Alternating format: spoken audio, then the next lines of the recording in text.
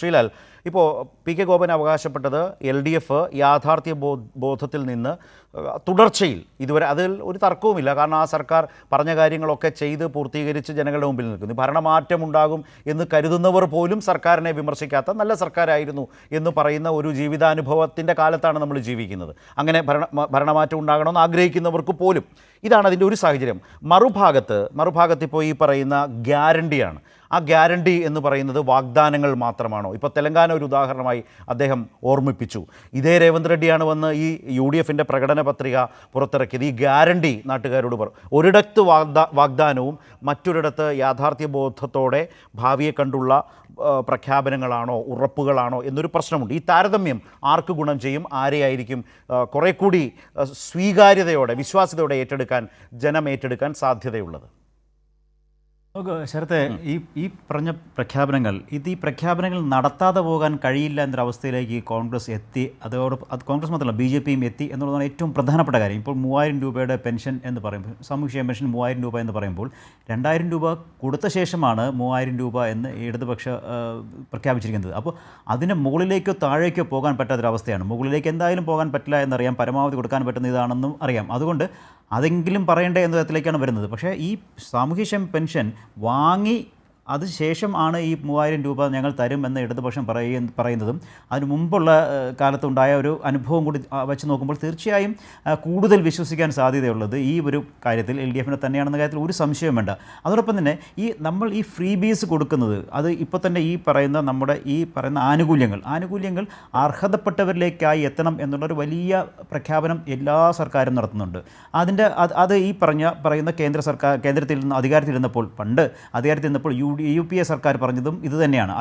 ഈ ആനുകൂല്യങ്ങൾ അർഹതപ്പെട്ടവർക്ക് മാത്രമായി നിജപ്പെടുത്തണം. അങ്ങനെയാണ് നമ്മളെ സിലിണ്ടറുകളുടെ എല്ലാം എണ്ണത്തിലൊക്കെ വലിയ കുറവ് വന്നതൊക്കെ. അത് പറയുന്നവരാണ് ഇപ്പോൾ ഈ പറയുന്നത് പോലെ ഇത്ര വലിയ ആവേശത്തോടെ ഈ വലിയ പ്രഖ്യാപനം നടത്തുന്നത്. കേരളത്തിലെ ഈ പറയുന്ന 60% സ്ത്രീകൾ, നേരത്തെ ശ്രീ ഗോപൻ ചൂണ്ടിക്കാട്ടിയതുപോലെ 60% സ്ത്രീകൾ സൗജന്യമായി KSRTCയിൽ യാത്ര ചെയ്താൽ ഉണ്ടാകാൻ പോകുന്ന ഒരു വലിയ പ്രതിസന്ധി എന്താണെന്നുള്ളത് ഇവർക്ക് ഒരു വിഷയമല്ല. കാരണം ഇവർക്ക് ഇത് അധികാരത്തിൽ വന്നാൽ നടപ്പിലാക്കിയാൽ മതിയല്ലോ, വന്നാൽ അപ്പോൾ ആലോചിക്കാം എങ്ങനെയും അധികാരത്തിലെത്തണം എന്നുള്ളത് ഒരു ഭാഗത്ത്. 2, ഇപ്പോൾ മറുഭാഗത്ത് KSRTC ജീവനക്കാരുടെ ആനുകൂല്യങ്ങൾ വർദ്ധിപ്പിക്കുക, അവരുടെ ശമ്പള പരിഷ്കരണമാണ് മറുഭാഗത്തു നിന്നുള്ള ഓഫർ. ഈ LDF മുന്നോട്ട് വയ്ക്കുന്നത് KSRTC ജീവനക്കാരുടെ തീർച്ചയായും അവരുടെ കഷ്ടപ്പാടിന്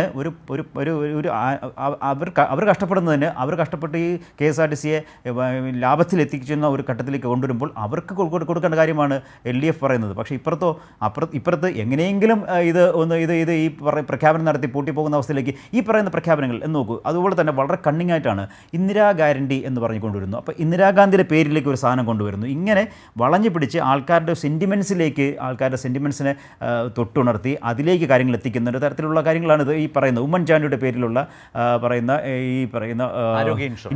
ആരോഗ്യ ഇൻഷുറൻസ് പദ്ധതി ഇവിടെ വളരെ ഭംഗിയായി നടക്കുന്ന ഒരു ആരോഗ്യ ഇൻഷുറൻസ് പദ്ധതിയുണ്ട്, കാരുണ്യ. പക്ഷേ അതിന് പകരം ഉമ്മൻചാണ്ടിയുടെ പേരിൽ അതായത് ഈ പറയുന്ന ഈ നേതാക്കളുടെ പേരിലുള്ള ഒരു വികാരം ഉണ്ടാക്കുക, ആ വികാരത്തിലൂടെ ഈ ജനങ്ങളുടെ മുന്നിലേക്ക് ഇത് വയ്ക്കുക, അങ്ങനെ ഒരു തലത്തിൽ ജനങ്ങളുടെ മനസ്സിൽ കടന്നുകൂടുക, ഇങ്ങനെയുള്ള വലിയ ആലോചനകൾ ആണ് ഇപ്പോൾ ഈ പറയുന്ന കോൺഗ്രസിൻ്റെ വലിയ ഈ പ്രഖ്യാപനങ്ങൾക്ക് മുമ്പ് ഇവർ ജനങ്ങളിൽ നിന്ന് അഭിപ്രായം തേടി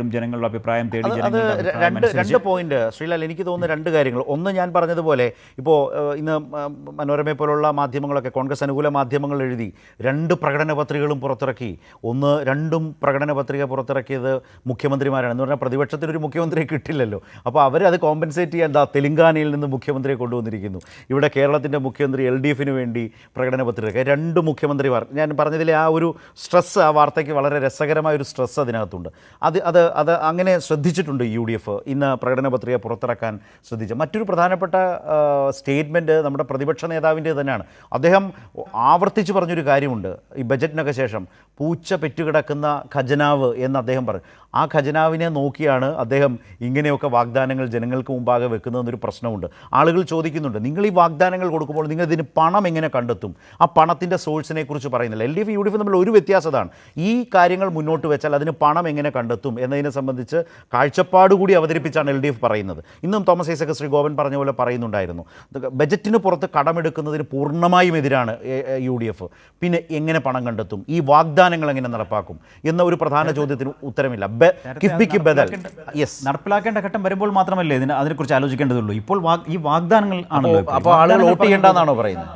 അല്ല, വാഗ്ദാനങ്ങൾ പറഞ്ഞു പോവുക, പിന്നീട് നടപ്പിലാക്കേണ്ട ഘട്ടം വരുമ്പോൾ അങ്ങനെ വന്നാൽ അപ്പോൾ ആലോചിക്കാം എന്നുള്ളതാണ്. അപ്പോൾ പറയാനുള്ള വലിയ കാരണങ്ങളുണ്ടല്ലോ. കേന്ദ്രം ഞെരുക്കുന്നു, കേന്ദ്രം ഇന്നിപ്പോൾ ആക്ഷേപിക്കുന്ന കേന്ദ്രം വലിയ തോതിൽ കേരളത്തെ ഞെരുക്കുന്നു എന്ന് പറയുമ്പോൾ അതിനെ മുഖവിലക്കെടുക്കാതെയോ അല്ലെങ്കിൽ അതിനെ ആക്ഷേപിച്ച് തള്ളുകയോ സംസ്ഥാന സർക്കാരിന് തലയിൽ കെട്ടിവെക്കാൻ ശ്രമിക്കുകയോ ഒക്കെ ചെയ്യുന്ന ഇവർ അടുത്ത ഘട്ടത്തിൽ പറയാൻ പോകുന്നത് ഇത് തന്നെയാണ്. അധികാരത്തിൽ വന്നാൽ ആവർത്തിക്കാൻ പോകുന്നത് ഇത് തന്നെയാണ്. ഒരു കാരണവശാലും കേന്ദ്രം ഈ പറയുന്ന കോൺഗ്രസ് മുക്ത ഭാരതം എന്ന് നടപ്പിലാക്കാൻ ശ്രമിക്കുന്നു. അന്ന് ഇതേ ഇടതുപക്ഷത്തെ കൂട്ടുപിടിക്കും, ഞങ്ങളുടെ ഒപ്പം വന്നിട്ട് സമരം ചെയ്യാൻ വേണ്ടി കൂട്ടുപിടിക്കും. നോക്കിക്കോളൂ, ഇപ്പോൾ നിങ്ങൾ ഒറ്റയ്ക്ക് ചെയ്യൂ, ഞങ്ങളുടെ കാര്യം ഞങ്ങൾക്ക് നോക്കാൻ അറിയാമെന്ന് പറഞ്ഞു പോയ ഇതേ UDF അധികാരത്തിൽ വരാൻ സാധ്യത വന്നു കഴിഞ്ഞാൽ വരുമോ എന്നുള്ളത് നമുക്ക് കാത്തിരുന്ന് കാണാം. ഇതുകൂടി ഞാൻ അതിൽ പറഞ്ഞാൽ ഒരു കാര്യം കൂടിയുണ്ട്. രേവന്ത് റെഡ്ഡി ഇമ്പാക്റ്റ് തെലങ്കാന മുഖ്യമന്ത്രിയെ കൊണ്ടുവരുന്നത് കൊണ്ട് ഉദ്ദേശിക്കുന്നുണ്ടാവുമല്ലോ. പ്രിയങ്ക ഗാന്ധി ഇവിടെയുണ്ട്. പ്രിയങ്ക ഗാന്ധിയല്ല ആ പ്രകടന പത്രിക പുറത്തിറക്കിയത്. രാഹുൽ ഗാന്ധി വന്നു പോയപ്പോഴൊന്നും ആ ഗ്യാരണ്ടി അദ്ദേഹം പ്രസംഗിച്ചു, പക്ഷേ പ്രകടന പത്രിക അദ്ദേഹമല്ല പുറത്തിറക്കിയത്. അതിനൊരു ചീഫ് മിനിസ്റ്ററെ തന്നെയാണ് അവരും കണ്ടുവച്ചത്. ഞാനതാണ് നേരത്തെ ചൂണ്ടിക്കാട്ടി. തീർച്ചയായും അത് ഈ പറഞ്ഞ പോലെ ഈ ഒരു നറേഷൻ ഉണ്ടാക്കണമല്ലോ. ഈ ഇത് പ്രഖ്യാപനങ്ങൾ നടത്തുമ്പോൾ അതിന് നറേഷൻ ഉണ്ടാക്കണം. ആ നറേഷൻ ഉണ്ടാക്കാൻ വേണ്ടിയിട്ട് ചെയ്തൊരു നടപടിയാണ്. പക്ഷേ ആ നറേഷൻ രേവന്ത് റെഡ്ഡി എന്ന് വരുന്ന മനുഷ്യൻ കേരളത്തിൽ വന്ന്, ഒരു മുഖ്യമന്ത്രി കേരളത്തിൽ വന്ന് പറഞ്ഞാൽ ആ നറേഷൻ ഉണ്ടാകുമെന്ന് ഞാൻ വിശ്വസിക്കുന്നില്ല. അതിന് പ്രധാന കാരണം അതിന് തൊട്ട് മുമ്പ് അതിന് തലേ ദിവസം ഒരു മുഖ്യമന്ത്രിക്ക് ചേർന്ന രീതിയിലായിരുന്നില്ല രേവന്ത് റെഡ്ഡി സംസ്ഥാന മുഖ്യമന്ത്രിയെക്കുറിച്ച് പറഞ്ഞെന്നുള്ള വളരെ പ്രധാനപ്പെട്ട കാര്യമാണ്. ഈ കേരളത്തിലെ ഒരു കോൺഗ്രസ് നേതാവും ഒരു കോൺഗ്രസ് അണിയും പറയാൻ ആഗ്രഹിക്കുകയോ പറയാൻ സാധ്യതയുള്ളതോ ഒരു കാര്യമായിരുന്നില്ലല്ലോ കഴിഞ്ഞ ദിവസം രേവന്ത് റെഡ്ഡി മുഖ്യമന്ത്രി പിണറായി വിജയനെക്കുറിച്ച് പറഞ്ഞത്.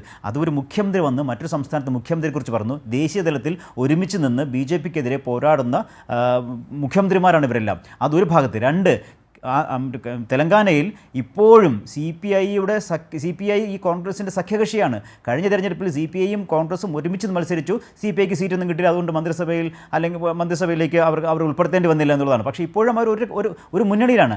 അങ്ങനെയുള്ള രേവന്ത് റെഡ്ഡിയാണ് കേരളത്തിൽ വന്നിട്ട് ഈ പറയുന്ന രീതിയിൽ വളരെ മോശമായിട്ട് ഇന്ന് അദ്ദേഹം പറഞ്ഞു, ഈ പറയുന്ന പ്രകടന പത്രിക പുറത്തിറക്കിക്കൊണ്ട് അദ്ദേഹം പറഞ്ഞത് അത് തന്നെയാണ്. നിങ്ങൾ വരൂ, ഞാൻ പിണറായി വിജയന് വിമാനം കൊടുക്കാം, അദ്ദേഹം എൻ്റെ കൂടെ വരട്ടെ, അല്ലെങ്കിൽ എൻ്റെ മന്ത്രി അദ്ദേഹത്തിനൊപ്പം കൂട്ടിക്കൊണ്ട് പോകും, എൻ്റെ നാട്ടിലെ വികസനങ്ങൾ കാണിക്കാം. ഇതൊക്കെ ഒരു മുഖ്യമന്ത്രി വന്നിട്ട് പറയുന്ന ആ ഭാഷ, ആ രീതി, ഇത് ഏത് തലത്തിലേക്കാണ് പോകുന്നത്? അങ്ങനെ ഒരു മുഖ്യമന്ത്രിയെ കൊണ്ടുവന്നുകൊണ്ടാണ് ഈ പ്രഖ്യാപനം നടത്തിച്ചെന്നുള്ളത് മറ്റൊരു കാര്യം.